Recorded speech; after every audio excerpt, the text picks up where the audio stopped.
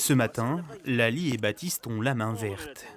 Les deux élèves de cette classe de CE1 apprennent à planter des arbres. Et pourquoi c'est important de planter les arbres? Est-ce que tu sais, toi?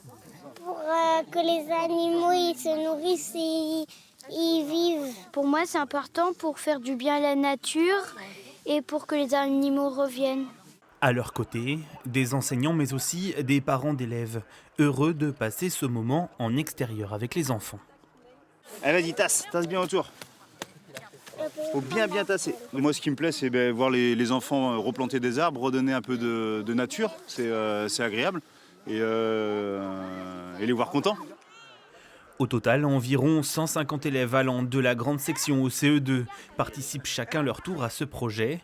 L'objectif, planter sur ce terrain 1500 arbres, une mini-forêt à proximité de leur établissement scolaire.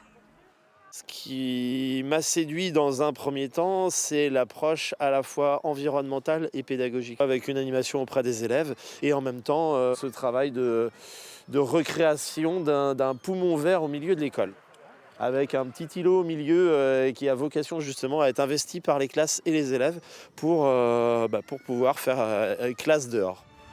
Pour les accompagner techniquement et financièrement, l'école a pu compter sur l'association Mini Big Forest.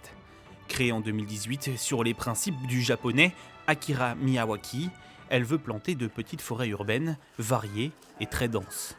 On travaille en imitation de la forêt naturelle. Dans une forêt, quand elle est jeune, elle est souvent extrêmement dense. Donc on reproduit ce phénomène.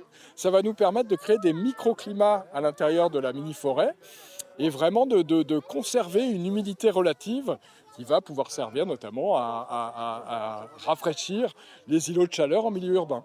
La mini-forêt des élèves, quant à elle, va continuer comme ses créateurs de grandir. Elle devrait atteindre 3 mètres de hauteur d'ici fin 2028.